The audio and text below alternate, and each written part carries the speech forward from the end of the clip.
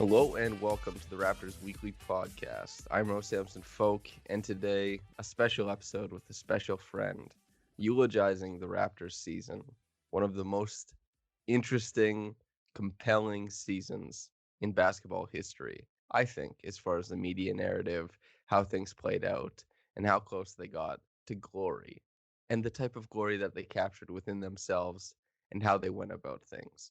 But to eulogize their season with me, my guy, my buddy from Raptors Republic and the other half of Minute Basketball, or my new basketball, Louis Zatzman. How you doing today, Louis? I'm doing great, man. A day is always at its best when I'm talking with you. That's that's so romantic. Thank you very much. I That's so nice to hear.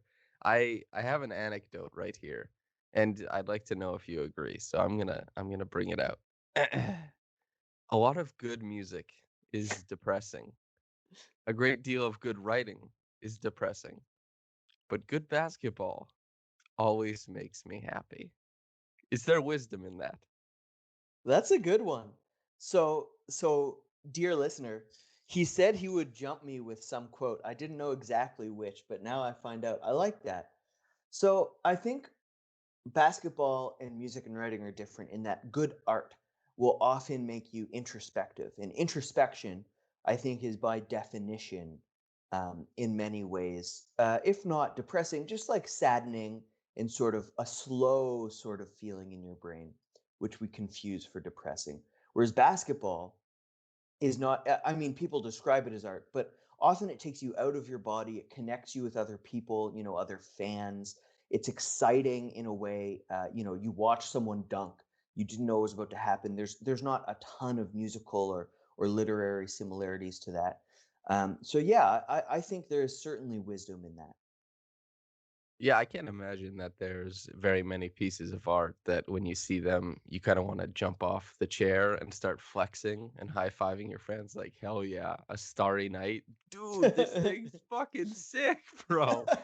But like Norman Powell on the break getting a dunk or whatever type of, what would it be?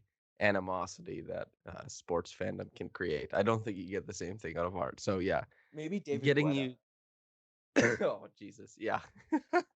Getting you in the small spots of your being, I think, is definitely what art does. And basketball, maybe not, but on occasion, maybe if it's a Kyle Lowry presser. But you, the man famous for coining, I'm pretty sure I've never heard it until you wrote it in. Don't cry because it's over, smile because it's happened. Yeah, I Uh, wrote that. No one's ever used that before me. That's true. exactly, the new Mark Twain, Louis Zatzman. Can you let's walk that out? Don't cry because it's over, smile because it's happened. What are the greatest motivators that make you kind of walk that out? That make you understand that season as that? So so first of all, I wanted to use that line because it's corny as hell, and I this season almost felt like summer camp in a lot of ways. Just I mean the goodbye from a distance, the insane pause, the weirdness, the teamship of this Raptors without having Kawhi Leonard. It just felt kind of like a summer camp to me, and I don't know if I can explain it any better. But so just like a corny summer. If I could have, I would have used, that Green Day song, like "This is the turning point, the fork stuck in the road." That whole thing. Um, but the season, to me, to answer your question, that's all rambling. The season was in many ways just a happy season. Like we got to see Kyle as the only star for the first time in his career, really, without DeMar, without Kawhi, and he was just so awesome at it. We got to see so many of the young guys explode and improve, and Pascal coming out and becoming a star. For 90% of the season was just so fantastic. We got to see Fred add to his game. We got to see Norm add consistency. Serge had his best offensive season of his long career. I mean, it was just everywhere you turned, there was just another positive. And coupled with the low expectations, I think even on the part of Raptors fans coming in this year, it just made for more happy moments than I think I can ever remember over a season. So do you think it was important that the expectations were low so that we could have a season where everybody was batting above their average, punching above their head seemingly, Was that part of it, or do you think if people had said coming in, recognizing, hey, Kyle Lowry is still that dude, Pascal Siakam has lots of room to grow, OG Anunoby remains good, the rest of the supporting cast is quite good as well. Do you think that getting above those expectations and beating the narrative that was out there, do you think that's a big part of the enjoyment, or do you think it's strictly on the court stuff? No, that's definitely part of it. I mean, the on the court stuff, I think if you take any team that has a history of failure, you give them a championship, and then you take away the finals MVP, everyone will improve just because there's so many more shots to take, right? And they finally have this burden off their back. So if you take if you take Dirk's Mavericks and take Dirk off the next year, like, yeah, a lot of those young guys, I mean, there were no young guys. That's a horrible example. But I think that's just a virtue of what happened with the Raptors. At the same time, I mean, with low expectations, it's really easy to pass them, right? And so for me and for most other writers, I didn't expect a championship coming into the season. I expected a second round out, maybe an Eastern Conference Finals out, and the fact that they were so good for much of the season really allowed me to enjoy that. So both narrative and on court. But what about you? I mean, what did you expect coming into the season? I remember reading what you wrote, but let's reiterate. I did that big podcast at the start with Michael Pina where both he and I predicted how things would shake out. I believe I had the Raptors third. They obviously Boston underperformed in the regular season. Philly underperformed in the regular season, and the Raptors even surpassed what I thought they'd be able to do. I thought that they'd have more rest for guys, and Yeah, instead it was pedal to the metal all the time, just because of, by proxy of all the injuries, yeah. a The lot of injuries were the guys were rest. racking. Yeah, a lot of guys were racking up a bunch of stuff, and I was honestly a little bit surprised at how Fred Van Vliet and Pascal Siakam were able to carry in the moments where Kyle wasn't there. And so they beat my expectations by a little bit, but I was always, you're always acclimating your expectations to the current climate. And I think I had a pretty good beat on the team all year. I was a little bit surprised at how much they struggled against Boston, but not overwhelmingly. You and I were both on the side of, I don't know if things could get kind of hairy in the half court offense in the playoffs. That did bear out. That was typically, I think, where they lost the series for the most part. I mean, in game seven, it was the turnovers, but for the most part, that type of thing. And I think it's so much fun to watch a lot of people say, "Oh, these guys aren't good." And it's like this open secret that you have where you're kind of giggling at it and you're like, "Oh my god, they don't know." And to be in on it Yeah, with thousands of other people yeah. is a super fun and enjoyable thing. I think that's one of the best parts of it. I think that's a really good point. The sort of in joke, right? Like Raptors fans love nothing more than national media shitting on the Raptors. It's just it's Toronto fans' favorite thing in the whole world. Like it really it fuels a lot of the Twitter discourse, and I think it has had a big impact on how Raptors fans engage online as well. That hardened, slanderous, outward, kind of provocative attitude Yeah, built on the back of so much disrespect or perceived slights, whatever it might have been. Typically they don't mean to. There's just kind of an implicit bias, I think, when covering the Raptors. A lot of people don't say, "Hey, I haven't watched the Raptors this year," when that typically is the truth. A lot of yeah, people don't watch the Raptors. And instead of being honest about it, they might, bring up some really tired old narrative. yeah. Like Make a terrible some take. people could be talking about a 2015 Kyle Lowry performance, and So that will be informing their season or what they think of their season. So what you're saying is really that we as Toronto fans, writers, Twitter personalities, we're a product of our circumstances. Yeah, and our environment naturally. Yeah. Which And made it so, very enjoyable, right? To bring it full circle, which is part of what made this year so fun. yeah, that's exactly it. And there's, as I said at the end of the Game 3 reaction podcast, in life, all we are is a collection of moments, and everything else is just the in between that moves us from point A to point B in life. But typically, we remember moments, and that kind of informs who we are. And if this season did nothing else but give us moments, it was very, very good at that. What was your favorite moment? Aside from the OG3, I think that's almost too easy.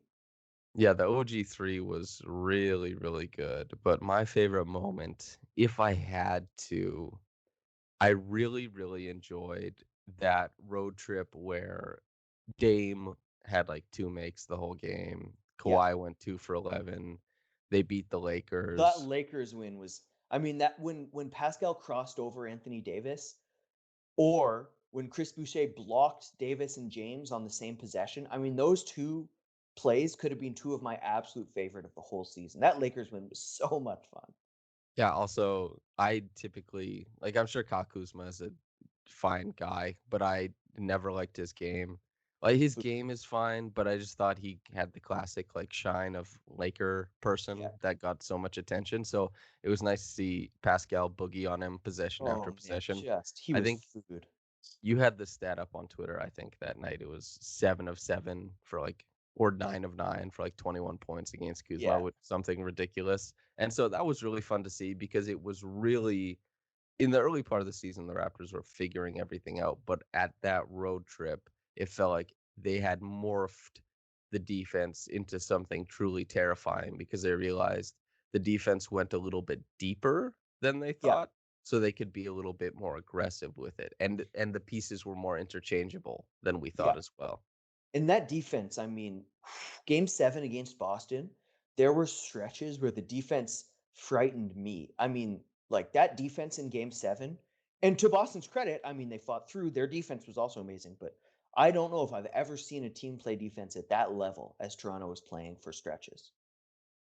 Yeah, especially once they controlled their closeouts, because Boston really figured out the pump fake and Sidestep little dribble. drop dribble, and Yeah. yeah, and then you put the shot up, and that was when it was tough. That little stretch when you're like, oh my god, the Raptors can't stop a thing, and it was just Boston missing, hitting a Yeah. couple but missing, and it was like they're putting the pressure on, but if the release valve is as simple as a pump fake, the Yeah. defense is failing. So once Kyle Lowry started having more of the closeouts, it's that great controlled chop step type of thing. Yeah. It was really nice to see. The defense was one of the most important parts of the season, obviously, and unique. I remember talking to Mike Prada, and he was saying that it reminded him of like a 1992 Sonics team, and just that he had never seen anybody play like that before. And it was very unique the way they squeezed to the middle and just released to the corners with their long athletes to contest threes, and how they position typically the shooters that they like with open shots.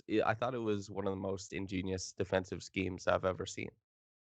Yeah, people give Nurse a lot of, I mean, he's supposed to be an offensive mind, right? But his defensive innovations, I think, have been much more impactful, at least currently. I mean, his offensive innovations happened before he was the head coach of the Raptors. But uh, how about the speaking about that defense? How about that Utah game, the last one of the season, when Toronto just put the hurt on the Jazz? The last one of the pre-Corona season. That was so much fun to watch. One of my favorite games of the year too. Yeah, and then afterwards, everybody freaking out because there was that video of Serge kissing the ball, of course, like he does before the free throw after Rudy had touched it. And you see OG and Serge just kind of like wrestling with Rudy all night. But man, they played fantastic defense. That might have been, honestly, the precursor to why we saw Nurse so easily switch OG onto Bam in that seeding game against the Heat, and then that game probably made him feel like, okay, we can go small against Tice as well. And being able to trust OG defensively, it seemed like we were headed there. But those types of performances, I think they loom large in the mind of the coach. So that game, I think, was a precursor to way more success for the Raptors in what it enabled them to do defensively. And Yeah. obviously, OG Anunoby, like it paid off big because he is one of the most trustworthy defenders, I think, in the whole NBA. He's immaculate. He came out as a defensive star this year. I mean, there were always little things like he'd fall asleep here and there or get caught on screens. Just, young guys do that. But this year he just, I mean, his defense from possession to possession, from game to game, from month to month was pretty well identical and at just such an unbelievably high level. Yeah, my favorite thing about his defense, I would say, is that he's able to, he doesn't surrender anything, but he's still a dangerous defensive playmaker. And that is one of the most rare aspects of that side of the floor in the league. A lot of defensive playmakers are either really rangy shot blockers who typically aren't that good actually because they give up so much on the action behind them. Like they come over really, really hard. It's very rare Like for a player to be that good. Yeah, Hassan Whiteside. yeah, for example. And like even Bismack, Bismack Yeah, used to be that kind of guy. Like that help side would be furious and it would yeah, make highlights and all that kind of stuff. And then guys like Steph Curry and James Harden, they would get a lot of steals. steel They leaders. steal Yeah, they steal the point to wing pass the same way that OG does, except they get burned on it. OG yeah, maybe 3, 4 times this year. That's it. But think about how many times he stole that.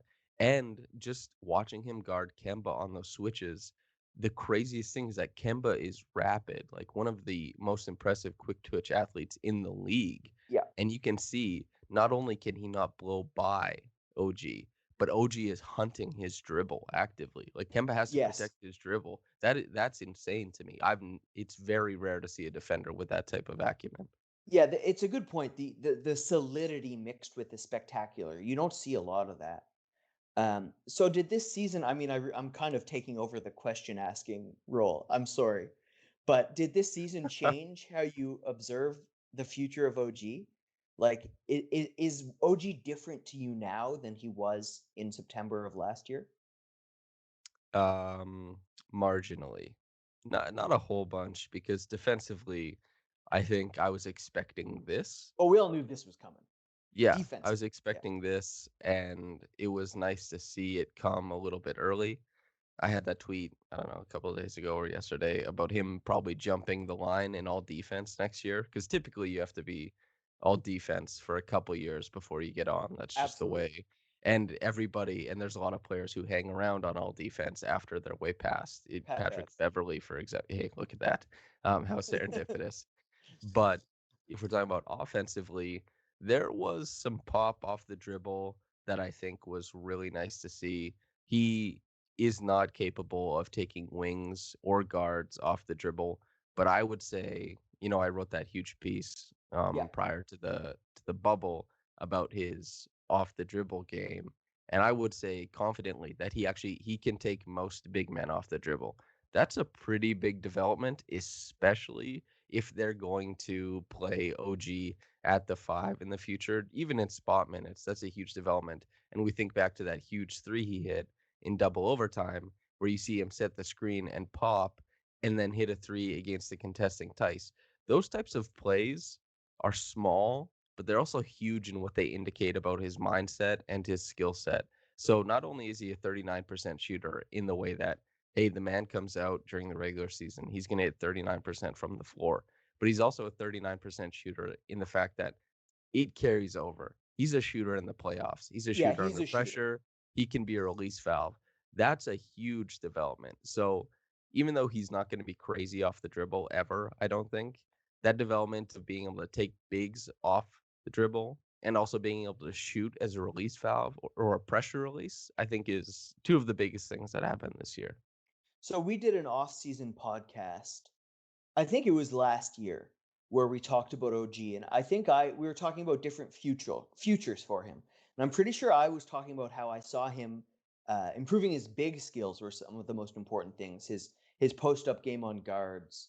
Um, cool that ended up happening for one thing, but I actually think that his big skills are at an extent that now I think those sort of being able to beat a rotating defense, adding a little bit of a mid-range game, which we saw just more consistent.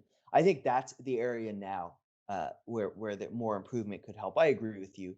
Um, I think it's for you and I talking about his future as marginal changes is probably just because, I mean, people who are attached to the team and we see everything happen in real time and we change our expectations, like you said, every day. So, saying a marginal improvement is just because we've watched him all this time. And yeah, OG's impressed the hell out of me and his future is bright. Yeah, and it was super nice to see. his ability to take care of guards and even wings on occasion in the post, super nice. Yeah, The Raptors even ran some flex action for him this year, usually in the first quarter of games. I always like that. It was a good way to get him involved. As far as attacking a moving defense, when he takes his jumper, he's controlled. When he gets to put like 3 or 4 dribbles down and pull up, he's controlled.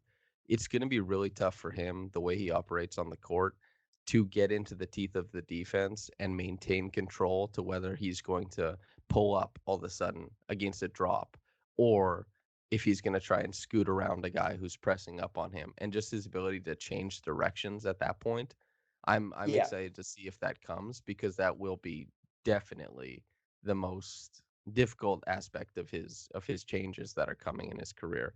But as far as offensively, did anything surprise you? I know you predicted the going in the post, taking care of guards, but were you surprised by anything that OG did offensively?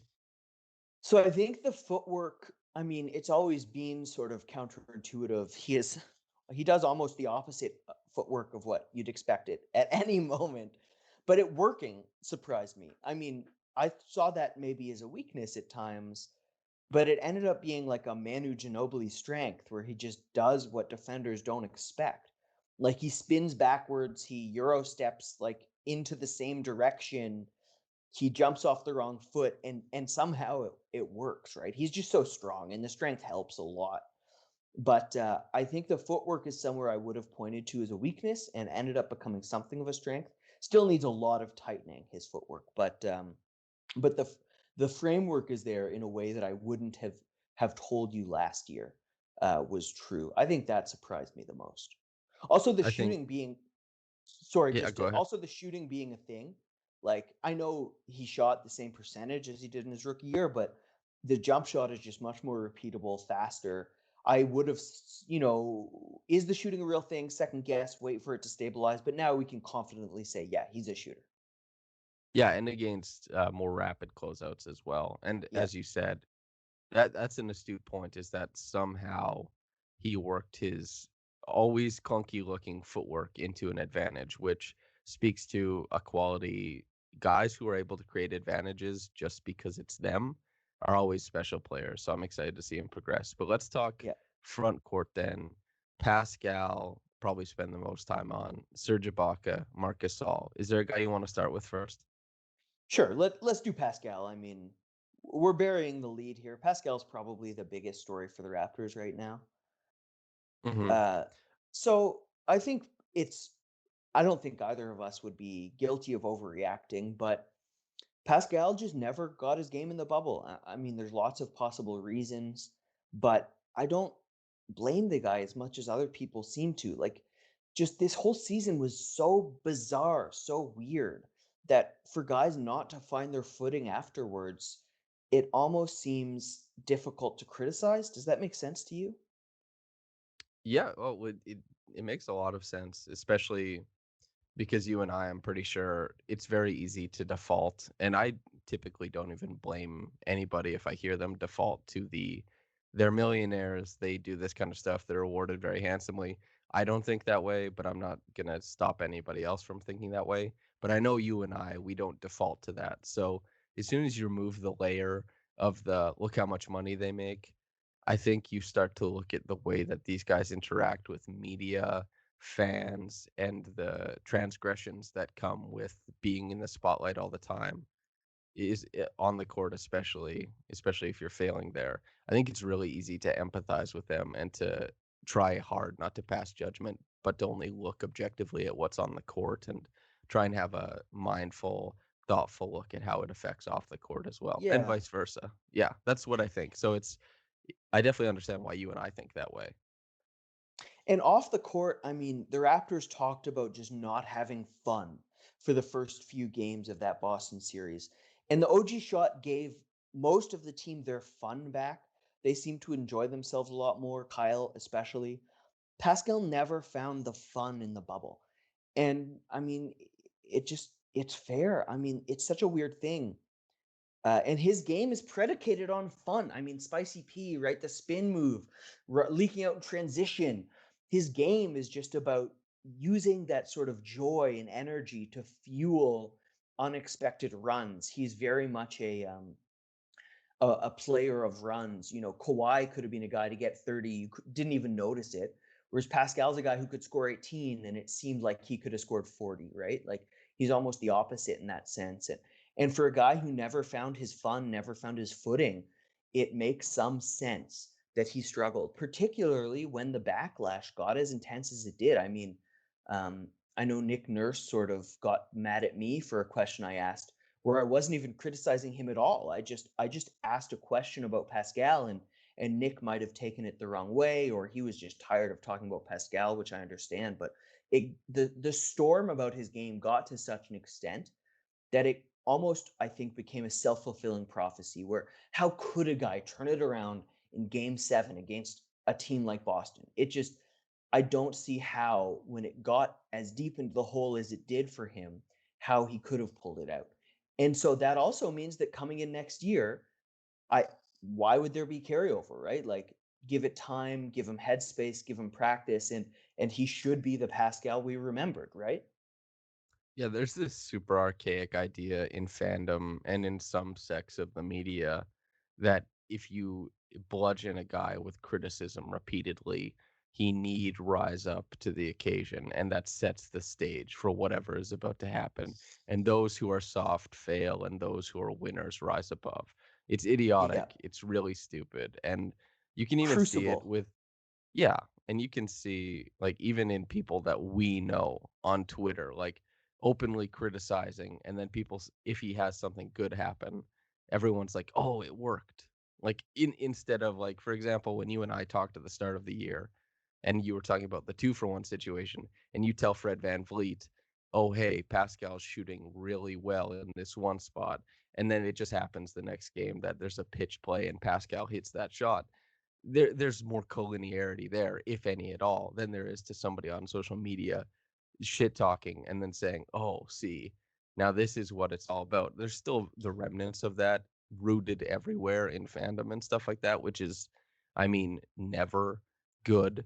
But anyway, I digress on that part. Pascal, the steps he took this year, and what impressed me most in the bubble is that while yes, it is disappointing that his elite touch left him. That is really disappointing, especially considering that the Raptors tried to, even though he didn't have his rhythm, they thought we can rely on his touch around the rim. Just try and get him Yeah. close, let him finish those little bankers, those little hook shots, push shots.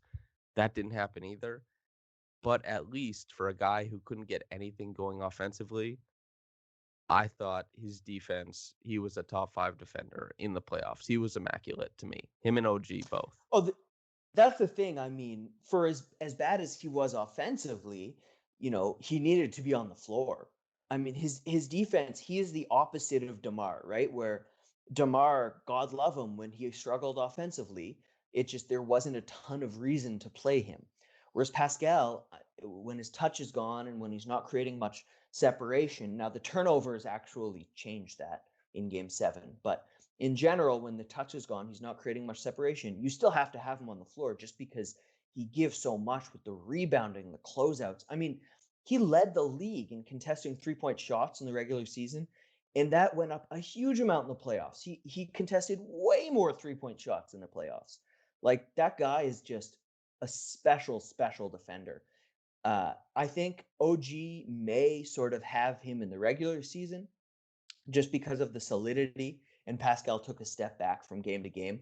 But in the playoffs, to me, Pascal was just, it's indescribable how incredible he could be from possession to possession. Yeah, Pascal, the how fast he recovers, how fast he shoots out from basket to wing to above Oh, the man. break is it's super rapid. And I agree. OG, I think will have the all defense position next year, if provided Yes. that the Raptors are good and get one. But Pascal, when it's time to turn it up defensively, the coverage that he has on the court, his ability to come over for a help side, weak side contest, Yeah. and then already sprint out to the opposite corner and And then that, chase back. Like it's pretty and that impressive stuff. skill, that very skill, which Kyle also has, by the way, which is just insane. But I mean, you talk about designing systems around players' unique superpowers, right? So the Houston Rockets around James Harden, the offense, or the defense too. The Milwaukee Bucks offense around Giannis. I mean, the Toronto Raptors, the way you described their defense earlier in the pod, where they sink to the middle, let the corners get a little open and squeeze out to them and trust their athletes. You don't do that without Pascal. You cannot design that system without a guy like Pascal in the fold.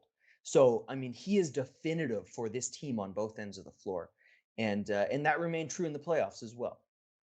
Yeah, especially it reminds me of the Heat, how they really maximized LeBron's athleticism, Bosch's athleticism, Wade's athleticism, and for the first time in a long time, it wasn't about having a big plotting big in the middle.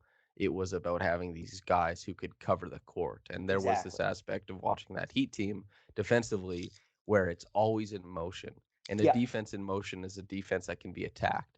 But the Raptors and the Heat of that year, when they're in motion, that's when they look scariest. When they're set, that's when they look like the easiest to attack. It's a That's it's a exactly strange right. thing.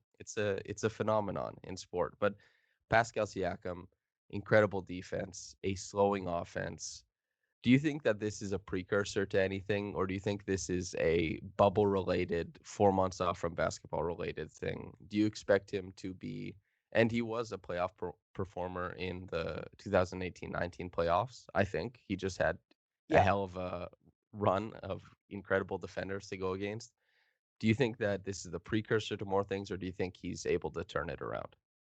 No, I don't think it's a precursor. I think next season we will see a better Pascal than we have ever seen.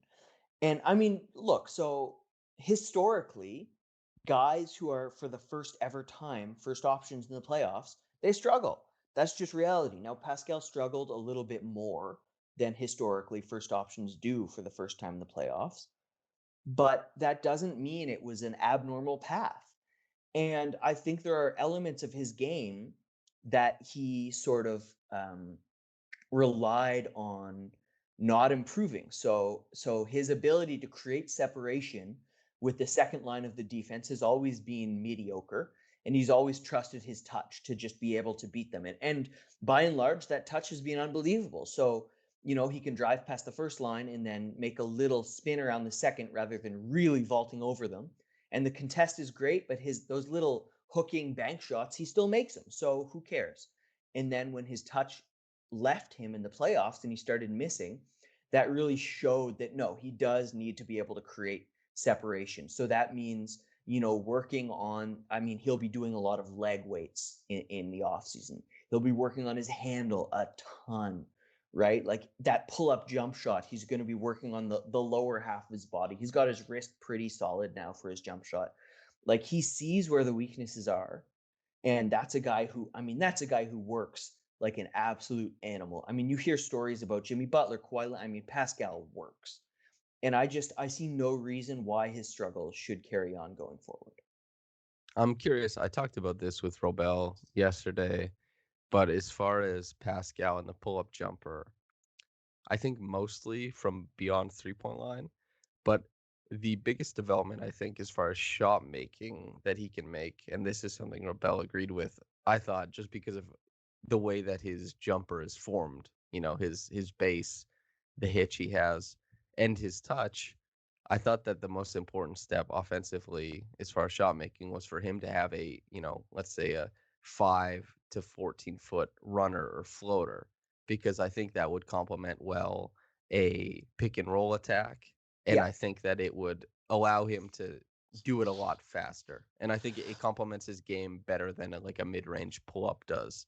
What do you think about that? No, I totally agree. I mean, he ends up taking sort of 10-foot push shots anyway out of the post all the time. And I mean, that's not a bad thing. Like for him, shot selection, I think, is less important because of that god level touch.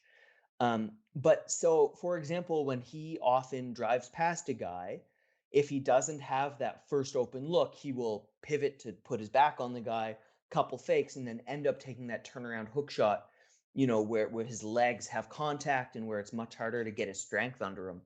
And it's just much easier on the first drive to just transition to the push shot in the first place. So I completely agree. I think making those sort of quicker looks will help him a lot as well. Um, and so a lot of Celtics writers were really keying in on the fact that Siakam really only has a couple different moves, and they're all slow. They all involve a lot of setting up, and adding in that instant reaction sort of shot, I think would certainly create a lot for him as well. Okay, so Serge Ibaka, Marcus Gasol, obviously, I would say Serge with the better offensive season, Mark with a significantly stronger defensive season. What do you appreciate about both of their games? So I think I appreciate most is the professionalism. I mean, these are both um, guys who have just had such storied careers. I mean, Marc Gasol almost surely a Hall of Famer because of his international career. Serge Ibaka probably below. I mean, certainly below that line, but also just a really unreal season or career. And the fact that Toronto asked them to sort of play mid 20 minutes a game, ask them to start here and there, to sacrifice shots, touches, and they're both happy to do that. I mean, they both have contracts upcoming and they both are happy to sacrifice minutes and shots. Let's be real, they lost millions of dollars, right? Like if Mark were to have gone to a team where he got 15 shots a game, he's making probably 6 million a year, just spitballing, 6 million a year more this upcoming contract than he would have otherwise. And he seemed happy to sacrifice to play with the Raptors. The same with Serge. I mean, he's coming off the bench. Like how often do you see a guy like that in his 30s coming off the bench? It's just for them to do that, to put up no stink, to remain consummate teammates, to remain consummate veterans, players, to give everything they have when they're there, cannot be overstated because it's rare. That doesn't happen often. Who are you more scared of losing? Because on the one hand, Serge Ibaka, considering that the Raptors use the pick and roll as a playmaking play instead of a scoring play for their guards, just because of how Fred VanVleet and Kyle Lowry operate, if Serge Ibaka leaves, that's a lot of offense that leaves with him, and that's a lot of threat of offense. But also, if Marc Gasol leaves, the corner offense basically goes out the window as well. How do you feel about maybe one of or both of them leaving Toronto in the future? Yeah, I think for the Toronto to grow in the future, I think they probably both have to leave. I mean, yes, Serge Ibaka does offer a huge amount of offensive threat. And when he shoots 50% from three, I mean, yeah, that helps a lot. But I don't think the Serge Ibaka, pick and pop being the team's most consistent half court offense, that's probably not good in the long run. That's not what you want. Um, and so it's a failsafe. It's a really good failsafe that also didn't get them past the Celtics. Um, Marc Gasol's defense, I mean, as good as he is still, he's definitely lost a step. There are ways that teams can exploit him, which wasn't true 2 or 3 years ago.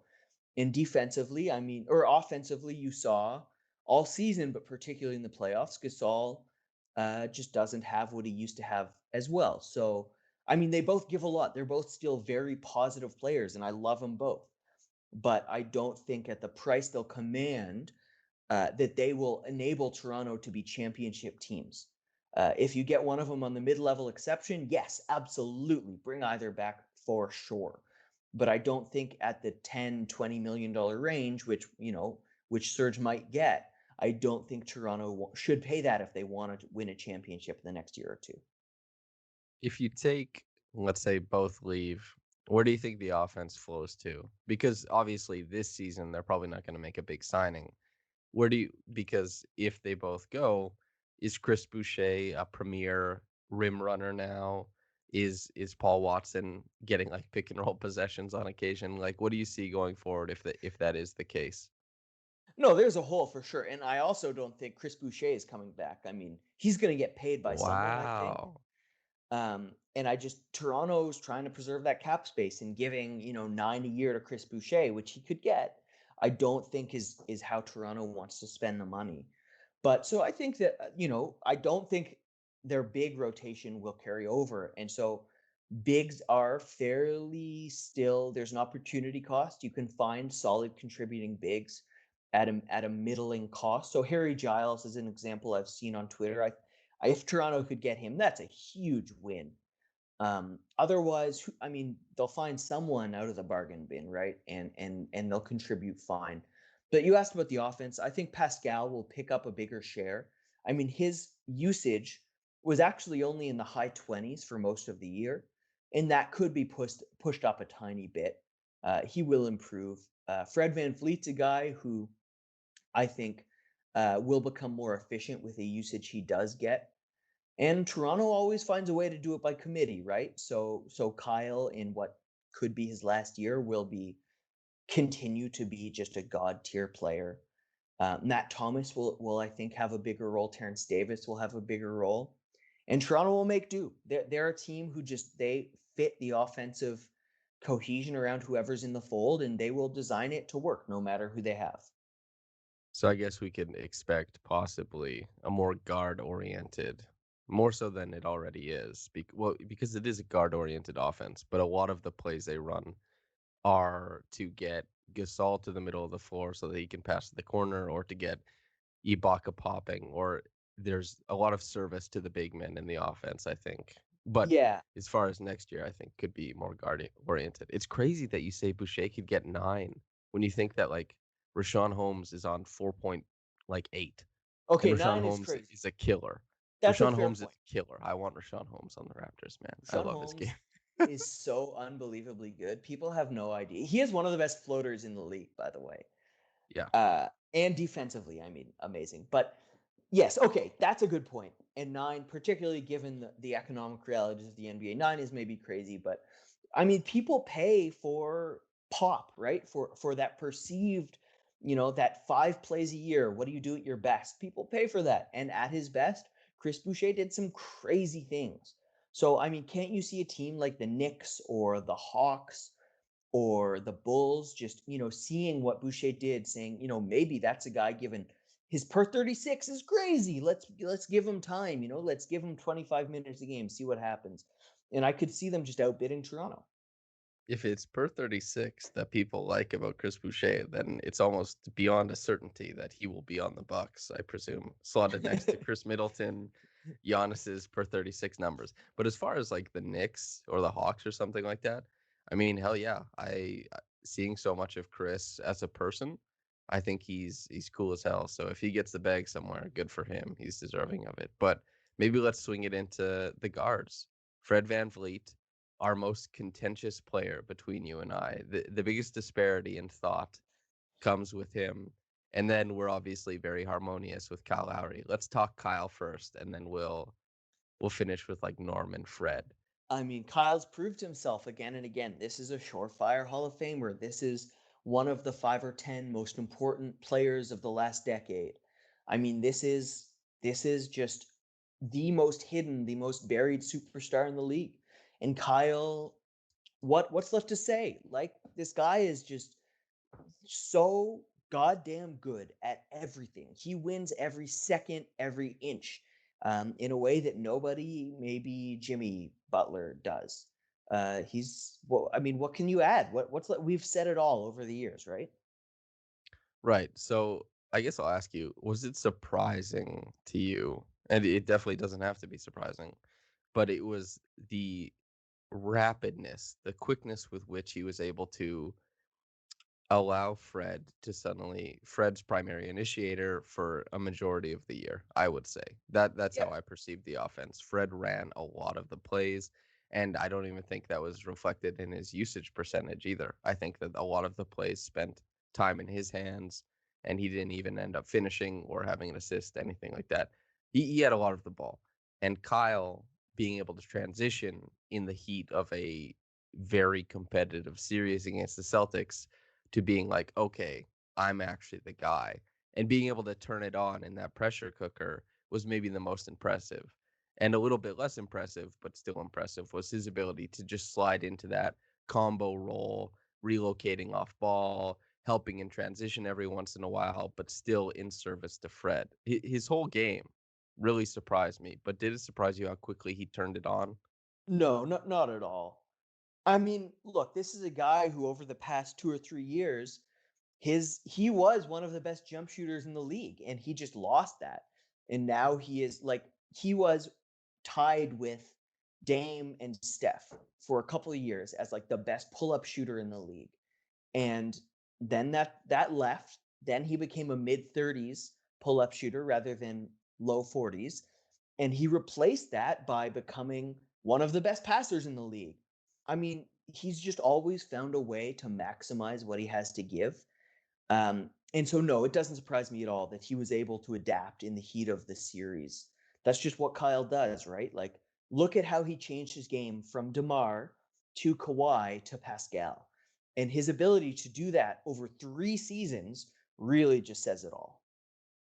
I think that's the best way to describe Kyle is that changeability without suffering any loss really speaks to his genius on court and his ability to be malleable with his talents.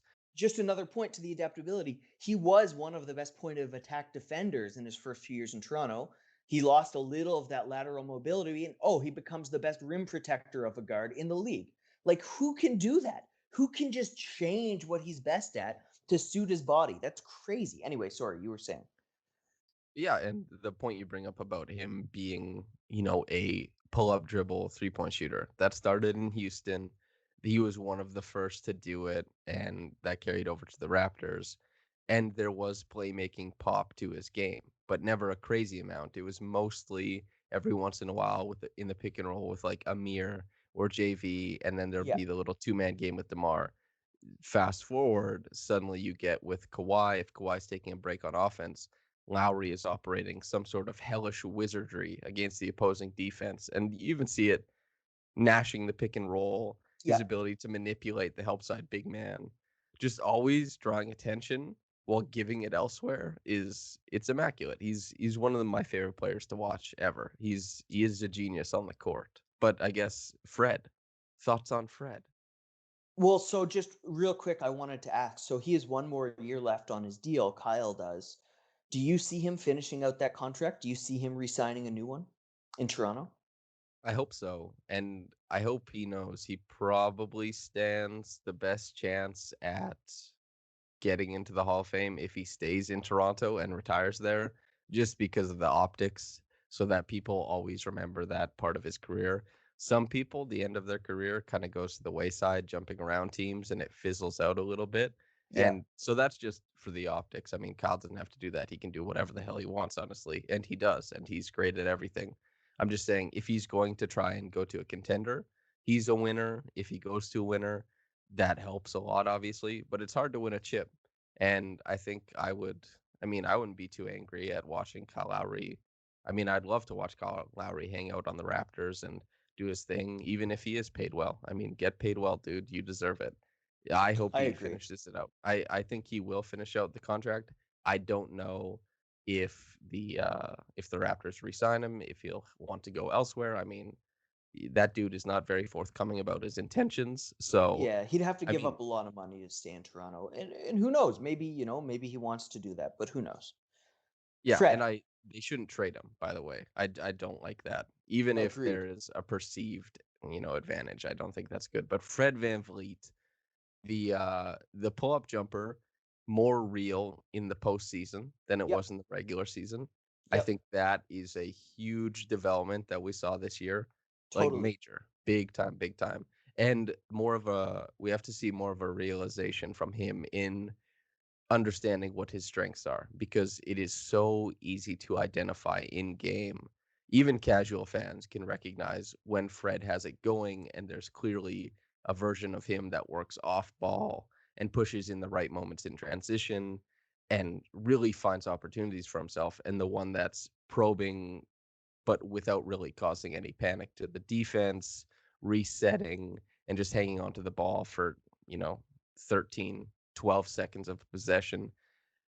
He needs to figure out which of those, he's going to service, and ideally the former, right? But overall, and including his defense, which you were probably the first person to really pick up on and really write a huge piece about. Thanks, buddy. I'm not sure if Blake has something. If Blake has something for everything, so I'm not sure, but I'm pretty sure you're the guy. And his defensive chops are near all NBA level, and to mix with an offense that is a little disappointing in contrast with Kyle Lowry, but it's still very impressive when you compare it to the rest of the point guards in the league. I glowing a big gold star for Fred, even though everybody's mad at him and thinks that he commandeered the last possession, even though they don't know that the hammer play got blown up. Whatever, like I don't even blame him for that shot, but a gold star for him this year from me. So I wrote about I did a thing about the Kyle Pascal 2-man game during the year, and part of it that often led to the hammer in the corner for Fred or for Norm, and it was run a couple times against Boston, and every time in the regular season that Toronto ran that, Boston blew it up. So yeah, it doesn't surprise me they blew up the hammer for Norm with the season on the line. But that's not about Fred at all. So I agree. I mean, you and I have disagreed about Fred, but I think there's a lot of common ground. Um, yeah, the defense. I appreciate you saying. I am proud of picking up on that because everyone and their mother knows how good Fred is on defense now. But I think the thing that's maybe most interesting or at least most questionable for us going forward is where do you think those on-ball chops? Did you see improvement over the year, and do you see room for improvement going forward? Okay, so as a scorer, yes. I think that his playmaking numbers are super inflated. That's my perception of it. I think he makes simple playmaking plays when advantages are there, and that's already a Yeah, huge step. That means that he can have the ball, but I think that he misses a lot, and I think that by virtue of his short arms, short stature, a lot of angles aren't there to him that regularly would be for taller guards. And Kyle can do it because Kyle has that preternatural sense, but Fred yeah, doesn't really. So the playmaking, I think, was definitely inflated by him running through so many sets for the Raptors and pushing yeah. so much in transition. But He doesn't have the value added assists, but he does has have the value sustained assists. yeah, that's a really great way of putting it. But as far Anyway, as yeah, keep going. I've said this to you before, but I think that his jumper is built similarly to Steph Curry's. Yeah. It's very similar to me. So I think that his mid-range game, if he goes in there, could pop off.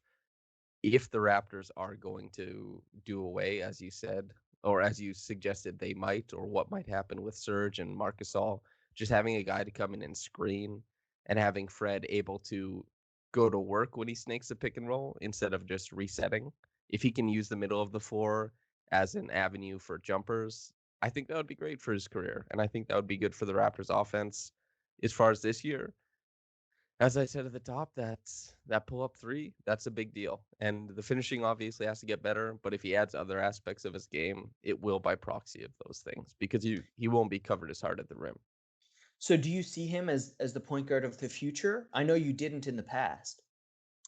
Pascal's rise as a tertiary ball handler helps OG's, that little extra pop of his dribble Yeah. game helps.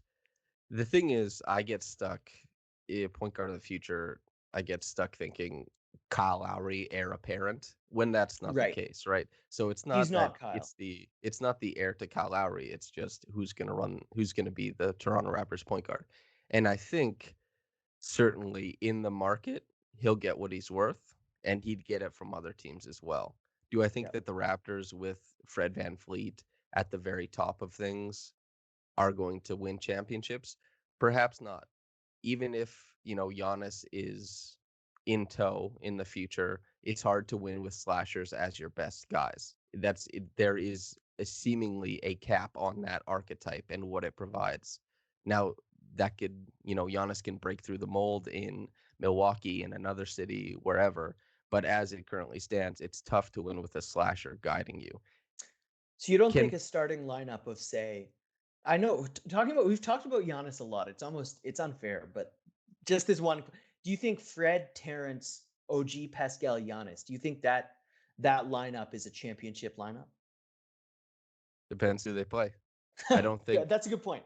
I think it's they could be a contender, but I don't think that's a slam dunk championship like a lot of people might think it is.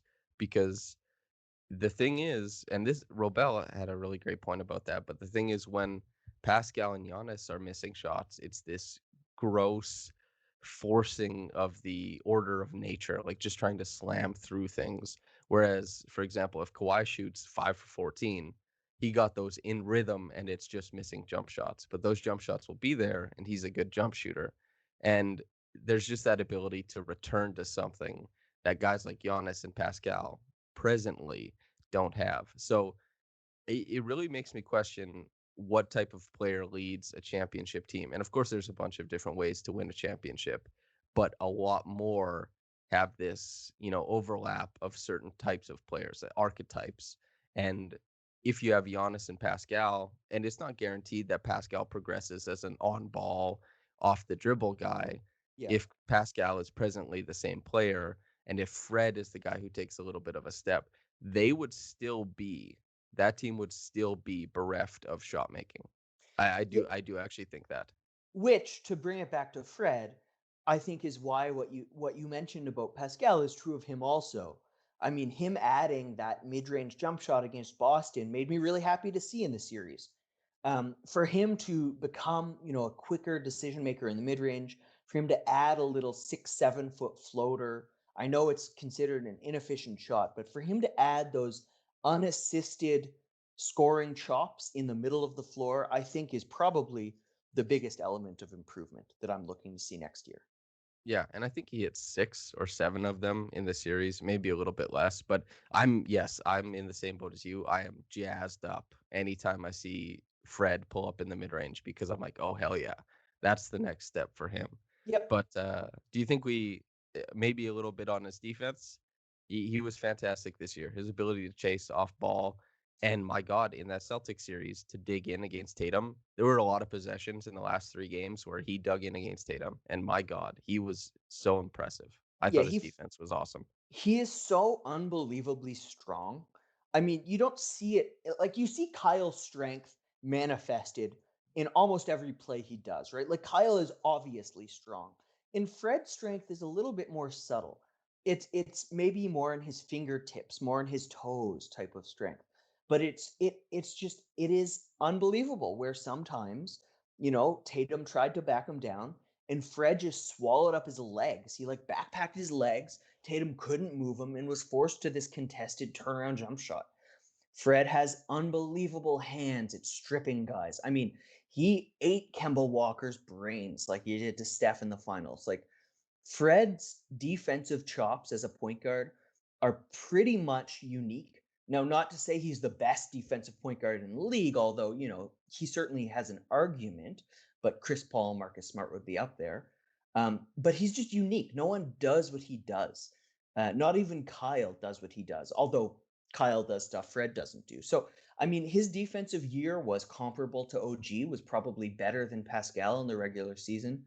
And he is almost infallible there. Not many guys can control the point of attack. He can. And on top of all the switching, the digging into wings, the generating of steals, he was, I think, second in deflections this year. He's a solid rebounder, good at blocking out bigs. I mean, he's so smart. He pre-switches, he digs into the weak side, he tags rollers. He's just, god damn, that guy's a good defender, man. I think and he's still incredibly underrated. If not by me, if by a ton of other people, there was still a lot of discourse this year about Norm entering the starting lineup because people don't like the idea of having two small point guards and would attribute the Raptors' failures to that at the drop of a hat. Even if there was no reason going into it, there was no idea, like there was no connection.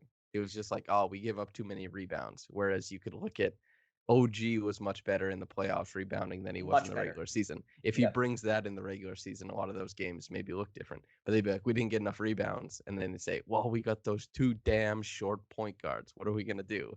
And Yeah. it's always stuff like that. It's a little bit confusing. But They both play defense like they're 6'7". yeah, it's like if you say there's a tree stump that is still extremely heavy but has been removed from the ground and someone says, hey, can you like push that over? You know, when people do the tire drill, like in a Yeah, workout, they lift the tire and push it over. Being guarded by one of them is like someone saying, okay, you can't use your hands or your upper body to push this thing over. You have to try and shove it out of the way just using isolated your one knee. You're exactly. not gonna move them. not ever. Not you're just going nowhere. So you have to take the jumper. And if you put the ball on the ground, you might get picked. And especially from Fred. Fred can pick the ball, man. Dude, those hands. Woof. Okay, Norm Powell and the let's say the rest of the guys. Are you interested in discussing any of that as far as the look back on the season? Yeah, for sure. Okay. I mean, let's give some flowers to Norm's season, right? His season was a huge step forward. And he didn't have the touches in the playoffs just because Nurse wrote his guys, to his credit. And he had some moments in the playoffs that were reverting to bad habits, but I thought defensively he fought. I mean, he came up in game 6 and 7. So, Norm took a huge step forward. Terence Davis was a really awesome, promising rookie. Defensively, he was great. His shooting was really good. Just let's give him some love for that. And Matt Thomas was a solid rookie, just such a good shooter. He was better defensively, rebounding than expected. Um, Chris Boucher had his moments. Rondé was infuriating at times, fun as hell at times. Like, yeah, the Raptors bench deserves their love, man. We can't talk about the season without saying how fun these guys were.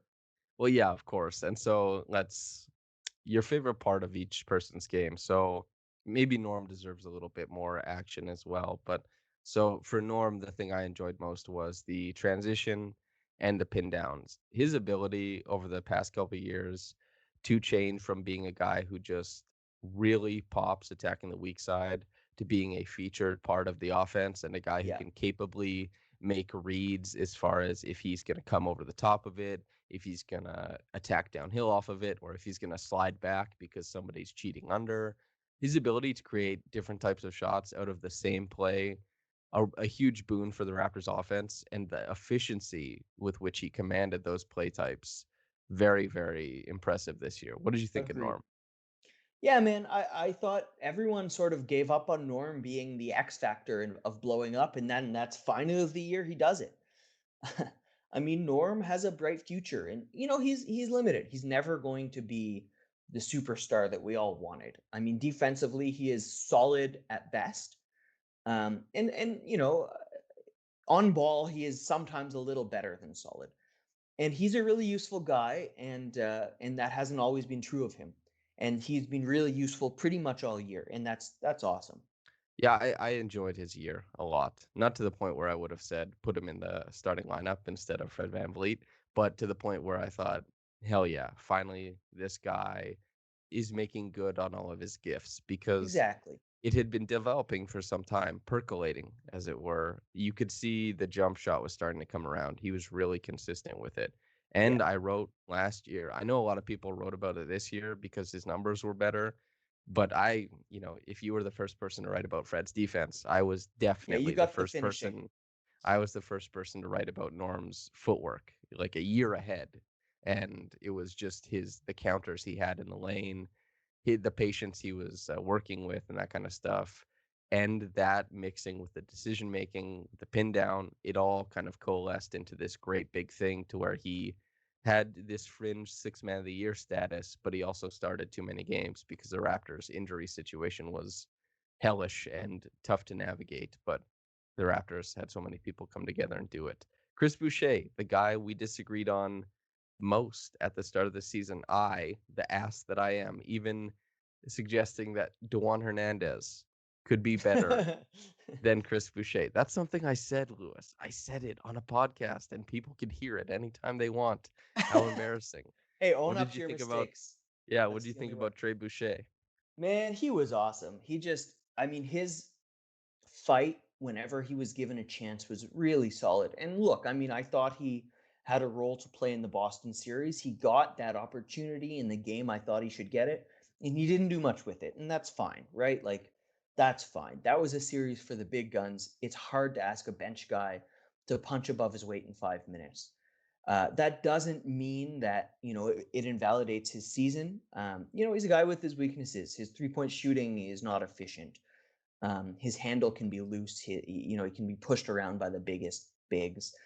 But he gives so much with the shot blocking, the energy, with the shot contest in the corners, the offensive rebounding. Like, he has a role in the league, and I don't think that was a certainty before the season. And he had moments in the year, man, that were just as high as anyone's moments. Like he can pop in a way that very few NBA guys can. Yeah, I think he fits, as you said, and you had that idea that Boucher could fit into the playoffs, into these series, and he does ideally. Like he'll stretch the floor, he'll take the shots, which in the Raptors offense sometimes is very important. He'll hoist them up, and he'll rim run. Yeah, Those are the idealized versions of his game because he doesn't bring it all the time. And these games were slow. That was the difficult part, was that ideally he would bring that punch. And as you said, he didn't, and that's okay because advantages are supposed to play out over a long period of time. You can't just put somebody in and suddenly they've dominated the game. That's exactly. not how it works. But in the regular season, for a guy who fits so easily into transition basketball. I think if you're playing a fast game, you can pop Boucher in there and you just know. You know he's going to start making impact because he runs the floor both ways with vigor. His length shows up in passing lanes vertically and horizontally. It's just he adds so much in that way. Suddenly he's really big on the court and he's everywhere. And the little reads that you have to make in half court as far as a big on defense don't show up as much because he's just this radical, long-limbed guy flying down the floor on both ends. So he didn't really get to have that playoff performance. It would have been nice to see, of course, but yeah, I was very happy with his year and very, very impressed as far as that goes. Terence Yeah. Davis. I mean, the outline's there, right? He's a rookie. He's an undrafted rookie. So he was, I think, people talking about him being in the playoff rotation, him being the key to Toronto's sort of, I think he led the team in net rating for a while. That was a little overstated. Defensively, he has really good highs, but lower lows. He lost his confidence in his jump shot in the bubble, and he readily admitted to that. But the outlines there of a guy who I think is going to be a really important rotation piece on the Raptors in the future, right? Like a vault up guard, as Nurse loves to say, vault up shooter who can lock in on ball, who can rebound, who crashes the offensive glass, rise up and pound on people. Little bit of chops in the pick and roll. I mean, the guy is there. He just needs to get his run. And so I think this year was as positive as it possibly could have been for the guy. Yeah, and I think he does allow for flexibility because not only is he able to present, at least if it's the regular season next year, that the Raptors, that's what you're looking forward to, of course, and succeeding there before the playoffs. If you're looking to a player who can definitely provide some punch and some value in the regular season, I think without a doubt, Terence Davis will the playoffs next year. Who knows? As far as what he's able to bring to the table, he can do that. There's a floor to his game and it's good. Yeah. But there's also a ceiling that adds some flexibility for the future depending on what happens with his game and how he develops. So that's a really exciting piece to have on a team. I was impressed with his year. And you saw the excitement. I mean, I think it was the Warriors game. He had a couple dunks back to back that were just like he could be the best dunker on the Raptors in game, like the most fun at least. There's some bounce. The one on Marquise Chris was a really, really menacing throwdown. But Yeah. I think Norm probably still has a little bit more pop, if I had to be honest. Yeah. I Yeah. feel like Rondé could do a windmill too. Rondé probably could throw down a nice dunk Dude, if he had a clear lane. his arms are like 8 inches longer than his wingspan. Anyway, yeah. That's side note. Let's continue. Well, how about Rondé then? Rondé, Yeah. the guy who had a huge role at the start of the season, like massive. He was in every game after that road trip, the West Coast road trip that we talked about earlier on the podcast. He found a lot of room in the dunker spot offensively. His chops defensively were palpable. He was, by percentile was I think either 95th or 97th percentile as a one-on-one defender this year, and not so bad in rotation either. So, a big year for him. What did you think of Rondé? Yeah, I think his season, I was impressed with the way Nick Nurse used him. I mean, when Toronto was thin, they plugged Rondé in. They used him as an on-ball guy just to limit the spacing thing. They put him in the dunker spot as a center sometimes. I mean, they did what they could to win with Rondé, and they won with Rondé. And then because of his defense, right? Because his defense is so amazing. They used him to guard centers, point guards. And then when the season mattered and it was the playoffs, and then he didn't get time, which is also fair. I mean, the shooting limitations would have crippled Toronto against Boston. And so I think Nick used him well. And I think to Ronde's credit, just like that was a tough year, man. To be asked to do what he was asked in the minutes that shifted from game to game, the role that shifted from quarter to quarter, and to still thrive during it, to still be the energy guy, to still lock up on defense no matter who he's guarding. I mean, good on Ronde, and I don't think he'll be back in Toronto, but he should get paid. Like it was questionable whether he would make a ton of money after last year, and I think he should get more in this upcoming year despite the crunch. Well, and God bless him because we had a pick and roll set below the nail because Yeah. he was on the floor handling the ball. Where else are you going to get that? Nobody else who's going to have the pick and roll set below the nail is going to want to be handling the ball outside of Rondae Hollis Jefferson. And he actually ran it. It's not like he pulled up early. He ran the pick and roll under the nail, like below the free throw line. So you get to see something with Rondae that maybe you never see anywhere else. Exactly. And the final three, I think, mostly is, Stanley Johnson and Malcolm Miller kind of morph into one thing. And not that they aren't different, but just in what they were able to contribute. They both had a couple moments. Stan, a way lower lows and way higher high, that game winner, obviously. Malcolm Yep. Miller. Malcolm Miller was a part of the 30-point comeback against the Mavericks. Every time he was on the court in a meaningful game, he was in a full press defense, which I think is kind of hilarious that that's low key what he's most useful for. I thought He's a his good defense defender. this year, yeah, I thought his defense was good this year.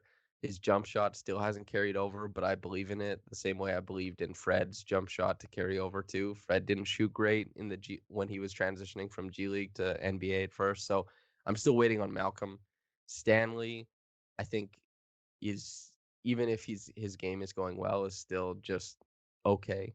And that's fine. It's good to just be okay. But what did you think about our end of bench duo there? Yeah, almost the same. I mean, Malcolm might. I mean, I do think he has a role in the NBA beyond what he's shown. Maybe not in Toronto. At this point, I think it's unlikely it's in Toronto, which sucks because I love the guy and I want him to be in Toronto. I like talking to him. I like watching him. I like rooting for him. But that's life. That's just sort of how things go at that level in the NBA. Stanley, I'm less sure about. But man, fun as hell, like infuriating as hell, and fun as hell, and just does crazy shit sometimes. Yeah, Stan is very hard to gauge. I wrote the piece at the start of the year saying I studied Stanley Johnson's game. This is where he'll have to improve. This is where he really struggles. And yeah, I was trying to write a glowing piece like, hey, maybe this guy can fit in with the Raptors. And still, even before he played a minute, I still came away from that piece saying, yeah, I don't think it's going to happen. Yeah, I hard don't to see. understand. I don't understand how he got the contract. But I mean, hey, they couldn't have spent the money any better, really. Like, I Well, it's a don't think tradable any signing, contract.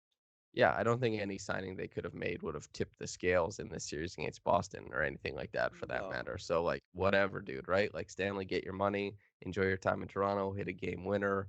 It's all very fun. exactly. Matt Thomas, Mr. 99%. So, I Thoughts? mean, to me, that appearance in Game 7 was, I think, maybe his most promising moment of the year because he chased an offensive rebound. He was part of a defensive stop or two. He hit a bucket and he spaced the floor. I mean, against a team like the Celtics, you can throw a guy in for 5 minutes, and if he doesn't fit, if there's any falter or quit, I mean, that guy can go minus 11 in 5 minutes real easy. And to his credit, Matt Thomas was a plus like 5 or 6 in those few minutes, and he just the shape is there. The root is there with JJ Redick, first of all, and just his ability to not be picked on in those few minutes was unbelievable. I don't know if I even expected it after watching him all year. And just the jump shot is obviously a real thing. His ability to take the side dribble, the one dribble forward, just he has a little bit of passing chops. Matt Thomas is a guy who's going to play. I mean, he's probably going to play more next year than we expect. I mean, I could see him playing 50, 60 games next year. Um, and he's a guy I think Toronto will want to have in the fold going forward. Yeah, I agree. I think that the Raptors would be smart to keep Thomas in-house for Yeah. a long time shooting, especially because, the whole season, I think we saw people trying to pick on him. And he can be picked on, but it's not as easy as most players initially Yeah, think. it's not an There, easy 2 points, man. Like maybe you're going to get something, but maybe you won't, and that's good enough for defense, right? Yeah, there's more compete there than you would think. So if he learns the scheme and learns how to move within it, like with more proficiency, and he's able to, like maybe some of those pin downs for Norm start transferring to Matt Thomas. Maybe he starts giving, the two guys involved in that action defensively some heart attacks. Maybe he gets a little bit better at that drop down pass after receiving it up top. There's a bunch of little things like if Miami can make Duncan Robinson super useful, and I know Robinson has a higher ceiling because of the height and the length and all that, but if you can find room for Duncan Robinson, I mean, you can find room for Matt Thomas, maybe not to the same degree, but I'd like them to keep him in house. I think it makes a lot of sense going forward for the Raptors. Yeah, you don't just find shooting like that. No, apparently, like on the globe, anywhere, pretty much, you don't No. find shooting like that. Is there anyone else we're missing? I know Dewan had like a 3-pointer and like a block this season, but those Yeah, were fine. Paul Watson, He's he'll be a nice. guy. I like Paul O'Shea, Watson. yeah. Yeah.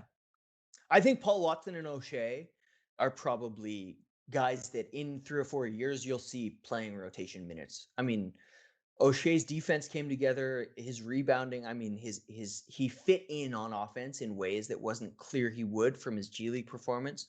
Paul Watson's even a step above that with just the handling chops, the shooting. He's also quite a good defender. Toronto has a lot of guys that they can transition into minutes. I mean, a lot of wings, a lot of shooters. They've got a deep stable of guys, man. So when I watch O'Shea Brissett, he reminds me a lot of Andre Roberson. Is that wrong, or do you see anything there too? No, Like I he's mean, not as limited offensively, and he's not as good defensively, obviously. But yeah, Roberson is a preternatural defender. I mean, that guy at his peak was a world-wrecking defender. And O'Shea hasn't shown that sort of like plus defense where he just creates like the OG type of stuff that you saw sometimes. Um, but I do see sort of some of the predatory stuff kicking in here and there. And yeah, he's got a body, man. His athleticism, he's really good. yeah, Paul Watson might be. Well, I would say Paul Watson probably of Stanley Johnson, Malcolm Miller, Watson, and Brissett. That stable of guys. Watson probably the most intriguing, just Yeah. because Oh yeah. the shake in his game is pretty palpable. You can see it as soon as he steps on the court. There's a little bit of bounce there too, long arms, a confident jumper. But as far as like his shake is very, very strong. I like his game a lot. Yeah. All right. Are we missing anybody else, or is that everybody on the team? Man, at this point, if people are still listening, I don't know if they. I think that that's a lot. We've covered a lot here, brother. Yeah, an hour and a half podcast roughly. It's something akin to Joe Rogan, naturally. Um, okay, let's get out of here then. We talked about Nick Nurse. You know, in between all of this, I feel like he's gotten to shine. We kind of honed in on his offensive and defensive schemes and sets. So, yeah, Lewis, would you like to plug anything before we get out of here? Yeah. So I mean, before the plug, so season overall is done, is crazy. Um, but fun, man. I had a fun season. I had a really fun season working with you. All the pods, all the writing. I mean, this was a blast. So thank you so much. As for plugging, on that note of me and you together, Samson and I, for you listener, have a newsletter called Minute Basketball. You can find it on Substack. We write about the smallest things, the minute possible things that we can write about. And probably with the Raptors done, we'll be transitioning more of our words there for the rest of the playoffs. So read us there. Agreed, Lewis. I will be transitioning more of my words to minute basketball, as was written in the contract you and I laid out. Once the Raptors are done, everything transitions to minute basketball or something like that. Lewis, thank you very much for coming on. Listener, you're 53-19, losing in Game 7, heartbreaking, but altogether very lovable Raptors. Season is over. And with this podcast, most of the Raptors coverage. There'll be stuff talked about, of course, but there'll be league wide stuff from this podcast going forward with little snippets of Raptor stuff as well. Perhaps some feature interviews talking about more Raptor centric stuff. But thank you for sticking with me this year. I hope you enjoyed the weekly podcast as it is. And Lewis, thank you very much for coming on, man. Always a pleasure, dude, and I mean that. All right. Well, listener, it's over for you. It's over for me. It's over for Lewis. Time to get out of here. So, whether you're getting into this in the morning or at night, have a blessed day and goodbye.